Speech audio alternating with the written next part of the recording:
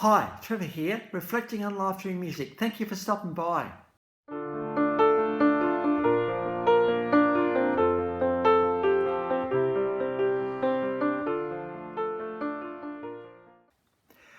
Well, coming again today, you're very welcome. I trust you enjoyed my last video on Kathy Trockley, and we looked at the relationship between the head and the heart.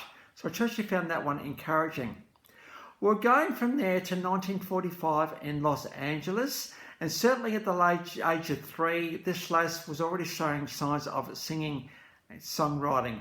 In 1966, she would actually join the New Christy Minstrels. This is one of these American institution folk bands that had many people going in and out of it. Bit of a great training ground. And a training ground for Kenny Rogers, of course, I covered him a little while ago. But Kim Carnes, who we're talking about today, would actually meet Kenny Rogers through that group. In 1970, she embarked on a solo career and she got quite known in local clubs and would actually secure a publishing deal. And it was during that time that she started to collaborate with some other songwriters, including the iconic Glenn Frey and Don Henley. I mean, there's so much to learn from the Eagles songwriting duo, and she really appreciated being around that sort of talent. She was signed to Amos Records in 1971, thanks to Jimmy Bowen, who discovered her a little bit and said, look, I'll produce you. And so the album Rest in Me was released. In the 1970s, she was getting established as a songwriter, including for David Cassidy, who was at the height of his career at that point. In 1975, she released a self-titled album through A&M Records, and the single You're a Part of Me got to number 32 in the adult contemporary charts. In 1976, the album Sailing was produced. Love Comes from Unexpected Places was a pretty amazing song for her as well. And Barbra Streisand actually has also recorded this one. But this won an American Song Contest in 1976. But the 1980s was going to be the big decade for Kim Carnes, including in as I mentioned, Kenny Rogers before. Don't Fall in Love with a Dreamer. This is a duet with Kenny. I've got a live version of this one before. This song got to number 4 in the top pop charts, number 3 in the country charts, number 2 in the contemporary charts. So this is absolutely massive song for these two. And it's an interesting song. It's all about, hey, look, I'm a dreamer, so you know what, I might just leave you at any time. Don't fall in love with a dreamer, but there's something beautiful about that as well. It's a bit of a combination of a risk of it, but you know, if you can capture their heart, it's the most beautiful thing. And so we've got a live version of that one below. But the world would change, and Kim Carnes' world would change in 1981 with the album Mistaken Identity. This album got to number 1 in the Billboard 200 and stayed in the charts for 4 weeks. It got the record. It also boasted the record of the year and the song of the year. All thanks to this song, Bette Davis Eyes. This has actually got to number 1 and stayed there for 9 weeks in the US singles chart. Now, interestingly, Bette Davis was an actress, and she's been on record saying that she actually approved of this song because it's good to see her sort of getting involved in rock music a little bit. So she didn't mind this song at all, which is pretty cool. Bette Davis Eyes, it's all about what happens on the surface versus what happens underneath.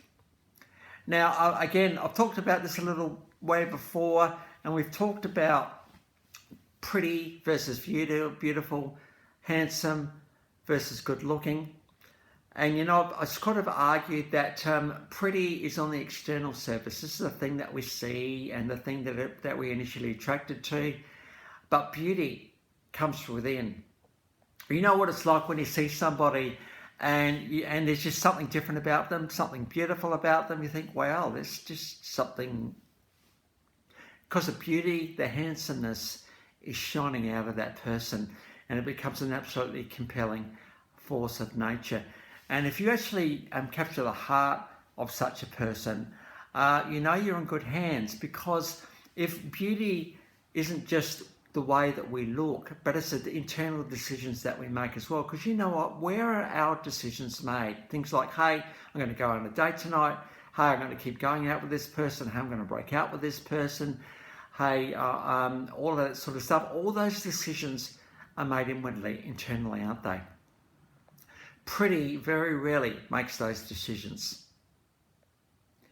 But this song goes one step further and talks about that someone who makes a deliberate decision to be deceiving, a deliberate decision to have fun, a deliberate decision to just see what happens. That's not beautiful. Now, I'm going to say that Bette Davis was a very, very beautiful woman. But in terms of the character in this song, that's not beauty. Might be pretty, but it's not beauty. You know, we want to be able to trust someone, don't we? We don't want to have to be always looking over their shoulder, always looking over our shoulder, checking their phone, seeing what their phone's doing. We don't want to do that sort of thing. We just want to be able to trust them. And you know, if their values are wholesome, if their values are, I would never ever cheat on you, I'm always going to love you, because love's a pretty amazing thing, and how great to be in love with you, all that sort of stuff, we know we're in good hands. We might have our, issues every now and then, but at the end of the day, the relationship will get back to where it is. And you get to know what a good relation feels like, what it looks like, what it, all of the likes. Actually, you get to know what it's like, and you can get back to that point. If you've never experienced that absolute blissful peace in a relationship, well, you're yet to find that place you can get back to. But this is a sort of situation where the external appearances, even though they're important, disappears, and you see the real person underneath. That real person is the one that you trust. That real person is the one that makes the decisions. So we want to be able to trust the person. And so how easy do we get sidetracked by external appearances? It's easier to get immersed in someone who is beautiful. And the more you get to know them, the more beautiful they become. So Bette Davis Eyes is a pretty interesting take on someone who deliberately plays on being pretty, and there's no beauty there at all. So the best thing we can do, I believe, with so much emphasis on our external appearance, is what are we doing about the inside work? Are we becoming gentle, kind of people, or we think we're just going to get what we want? Well, that sort of thing's going to get caught out very, very easily, and may not lead to a successful life. So let's, as well as focusing on the outside, we'll truly focus on the inside. So trust you found that one encouraging. I've got 3 versions of this clip below. We've got the official clip, we've got a studio version, and then we go forward to 2021 and we've got a live version of Kim Carnes all the way forward, some 40 years later, singing this song, which is still much loved. 2 albums in 1983. We've got Cafe Races, we've got the official clip of Invisible Hands, and then we've also got Voyeur, and we got the official clip of the title track on that particular album. In 1985, she also released Barking at Aeroplanes. What a great name for an album. That one, studio version of Crazy in the Night. Move forward a little bit later, and we had the song What About Me. This got to number 1 with James Ingram, Kenny Rogers and Kim Carnes. They've got a studio version of that one below.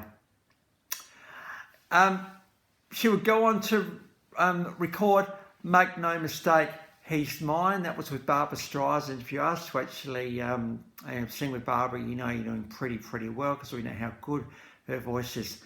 But in the 90s, she pretty much went into songwriting.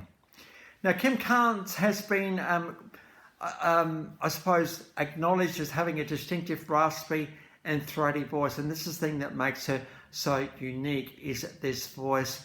And she certainly was the one to bring Bette Davis Eyes to life.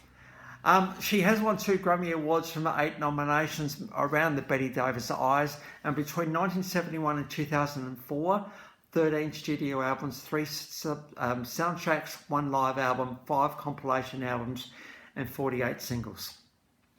Estimated to have sold about 1.6 million albums, so has contributed to this collaborative thing called music. So the links to those 8 clips are in the description below, and I've also included my last video from Kathy Trockley, so if you want to recap on her, feel free. Well, if this is your first time to Life Reflections Through Music, or you've come back for another one, how great to see everybody here. Well, that's it for today. Next time, we're going to get on to Kim Hill. So until then, I'll catch you around. Bye for now.